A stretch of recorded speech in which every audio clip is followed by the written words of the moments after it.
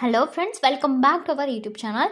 இந்த வீடியோவில் எதை பற்றின டீட்டெயில் பார்க்க போகிறோன்னா, தமிழ்நாடு டாக்டர் அம்பேத்கர் லா யூனிவர்சிட்டியில் 3 இயர் எல்எல்பி கோர்ஸுக்கு வந்து ஆன்லைன் அப்ளிகேஷன் போயிட்டுருக்கு.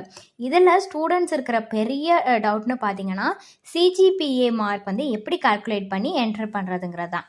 ஓகேங்களா? இது எப்படி பண்ணுறது பற்றி தான் இந்த வீடியோவில் பார்க்க போகிறோம். அதுக்கு முன்னாடி நம்ம சேனலை நீங்கள் இன்னும் சப்ஸ்கிரைப் பண்ணாமல் பார்த்துட்டு இருந்தீங்கன்னா சப்ஸ்கிரைப் பண்ணிக்கோங்க. கூடவே அந்த பெல் ஐக்கானையும் கிளிக் பண்ணிக்கோங்க. அப்போ தான் நாங்கள் போடுற யூஸ்ஃபுல்லான வீடியோஸ் எல்லாமே உங்களுக்கு நோட்டிஃபிகேஷனில் வரும். வாங்க வீடியோக்குள்ளே போகலாம்.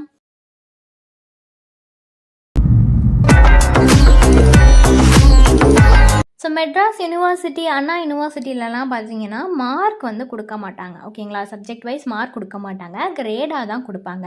அது ஓவரால் மார்க் ஸ்டேட்மெண்ட்டாக இருந்தாலும் சரி, இண்டிவிஜுவல் மார்க் ஸ்டேட்மெண்ட்டாக இருந்தாலும் சரி, கிரேடாக தான் கொடுப்பாங்க. அதாவது அது பேர் வந்து சிஜிபிஏ. ஓகேங்களா?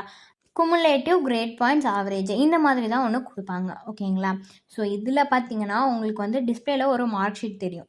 இது வந்து ஓவரால் மார்க் ஷீட். அந்த மார்க் ஷீட்டில் பார்த்தீங்கன்னா நிறையா ஒரு 45 சப்ஜெக்ட்ஸ் கிட்டே இருக்குது. இந்த 45 சப்ஜெக்ட்டுக்குமே பார்த்தீங்கன்னா உங்களுக்கு கிரேட் பாயிண்டில் தான் கொடுப்பாங்க, சிஜிபிஏல தான் கொடுத்துருப்பாங்க. ஸோ இதை எப்படி கால்குலேட் பண்ணுறதுன்னு பார்த்தீங்கன்னா ரொம்பவே சிம்பிளுங்க. இதில் என்ன கொடுத்துருக்காங்க, குமுலேட்டிவ் கிரேட் பாயிண்ட் ஆவரேஜ்னு கொடுத்து 6.65ன்னு கொடுத்துருக்காங்களா. ஸோ இதை எப்படி நீங்கள் எடுத்துக்கணுன்னா 66.5. ஸோ இப்படி தான் நீங்கள் கன்வெர்ட் பண்ணிக்கணும். இதை பார்த்தீங்கன்னா உங்களுக்கு மார்க் எப்படி எடுக்கிறது, ஏன்னா இதில் என்ன கேட்டிருப்பாங்க, மார்க் ஸ்கோர்டு தான் கேட்டிருப்பாங்க. ஓகேங்களா? ஸோ அப்போ மார்க் ஷீட்லேயே பாருங்களேன், உங்களுக்கு வந்து சப்ஜெக்ட் வைஸ் வந்து சிஜிபிஏன்னு சொல்லிட்டு ஒவ்வொரு 6.5, 7.5, 8.5 அந்த மாதிரி வரிசையாக கொடுத்துருப்பாங்களா. ஓவரால் மார்க் ஷீட்டில் பாருங்கள், அந்த மாதிரி வரிசையாக கொடுத்துருக்கப்ப நீங்கள் எல்லாத்தையுமே ஆட் பண்ணணும். இப்போ 6.5னா 65, அந்த மாதிரி ஒவ்வொன்றையுமே நீங்கள் ஆட் பண்ணிங்கன்னா உங்களுக்கு பார்த்தீங்கன்னா ஒரு ஓவரால் மார்க் கிடைக்கும். ஓகேங்களா? அப்போ நீங்கள் சப்ஜெக்ட் வைஸ் இண்டிவிஜுவல் மார்க் ஷீட்டாக இருந்தாலும் இண்டிவிஜுவலாக நீங்கள் வந்து அந்த மார்க்ஸ் எல்லாமே ஆட் பண்ணுற மாதிரி இருக்கும். இந்த மாதிரி ஆட் பண்ணிங்கன்னா உங்களுக்கு ஒரு மார்க் ஒன்று கிடைக்கும். அதை தான் நீங்கள் அந்த இடத்துல ஃபில் பண்ணணும். வந்து ஆல்ரெடி அவங்களே என்ன சொல்லியிருக்காங்க, ஒரு எலிஜிபிலிட்டி மார்க் கொடுத்துருக்காங்க. இப்போ 3 இயர் எல்எல்பி கோர்ஸ் ஹார்ன்ஸ் படிக்கிறதுக்கு பார்த்தீங்கன்னா எஸ்சி எஸ்டிக்கு 55%, அதர்ஸ்க்கு 60% எலிஜிபிலிட்டி கொடுத்துருக்காங்க. அதே மாதிரி 3 இயர் எல்எல்பி வந்து அஃபிலியேட்டட் காலேஜஸில் படிக்கணும்னா எஸ்சி எஸ்டி ஸ்டூடெண்ட்ஸ்க்கு 40% எலிஜிபிலிட்டி மார்க்கும், அதர்ஸ்க்கு பார்த்தீங்கன்னா 45%ம் கொடுத்துருக்காங்க. ஓகேங்களா? இப்போ நம்ம வந்து இதை எப்படி ஃபில் பண்ணணுங்கிறத பற்றி பார்க்கலாம். ஃபஸ்ட்டு என்ன கொடுத்துருக்காங்க, மேக்ஸிமம் மார்க்னு சொல்லி கொடுத்துருக்காங்க. அடுத்து மார்க்ஸ் அப்டைன் கொடுத்துருக்காங்க. அடுத்து பர்சன்டேஜ்னு கொடுத்துருக்காங்க. ஸோ எப்படி மேக்ஸிமம் மார்க்கை வந்து கண்டுபிடிக்கிறதுன்னு பார்த்தீங்கன்னா, இப்போது ஒரு எக்ஸாம்பிளுக்கு உங்களுக்கு ஒரு 38 சப்ஜெக்ட் இருக்குதுன்னு வச்சுக்கோங்க.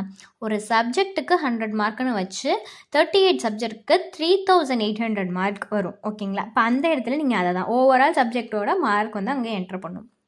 மார்க்ஸ் அப்டைண்டுங்கிற இடத்துல பார்த்தீங்கன்னா அந்த 3800ல் எவ்வளோ மார்க் எடுத்திருப்பீங்க ஒவ்வொரு சப்ஜெக்ட்டுக்கும் நீங்கள் ஆட் பண்ணணும். இப்போ ஓவரால் மார்க் ஷீட் உங்களுக்கு இருந்ததுன்னா ஸோ அதிலே இருக்கும்ல அந்த சப்ஜெக்ட்ஸ் வைஸ் எல்லாமே நீங்கள் ஆட் பண்ணி உங்களுக்கு ஒரு மார்க் வரும்.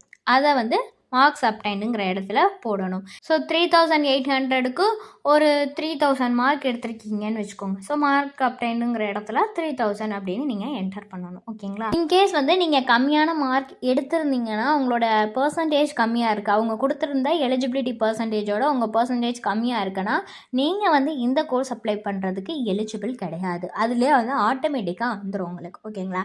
இப்போ நம்ம பார்த்தது பார்த்திங்கன்னா எலிஜிபிலிட்டி பர்சன்டேஜ் எப்படி கண்டுபிடிக்கிறதுனா, அடுத்து வந்து ரேங்கிங் பர்சன்டேஜ்னு இருக்குது. அந்த ரேங்கிங் பர்சன்டேஜை பொறுத்த வரைக்கும் பார்த்திங்கன்னா நம்ம வந்து லாங்குவேஜஸ் பேப்பர் தவிர்த்து அலைடு மேஜர் பேப்பர்ஸை மட்டும் கேல்குலேட் பண்ணுவோம். ஓகேங்களா?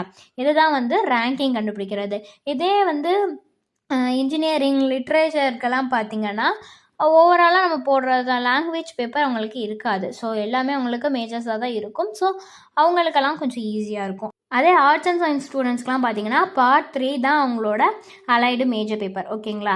ஸோ அதை வச்சு கால்குலேட் பண்ணி ரேங்கிங் பர்சன்டேஜ் கண்டுபிடிக்கணும். அதே மாதிரியே தான் கண்டுபிடிக்கணும். மேக்ஸிமம் மார்க் எவ்வளோ சப்ஜெக்ட் இருக்கோ அதை போட்டு எவ்வளோ மார்க் எடுத்துருக்காங்களோ அதை போட்டால் பர்சன்டேஜ் வந்து டிஃபால்ட்டாக இதாகிடும். ஸோ ஃபர்தரான டீட்டெயில்ஸ் இது ரிலேட்டடாக வேணும்னாலோ அல்லது வேறு ஏதாவது டீட்டெயில்ஸ் வேணும்னாலோ டிஸ்பிளேல தெரியுற நம்பருக்கு நீங்கள் காண்டாக்ட் பண்ணலாங்க. இந்த சர்வீஸ் உங்களுக்கு ஃபுல்லாகவே ஃப்ரீயாக தான் பண்ணிட்டு வராங்க. தேங்க்ஸ் ஃபார் வாட்சிங்.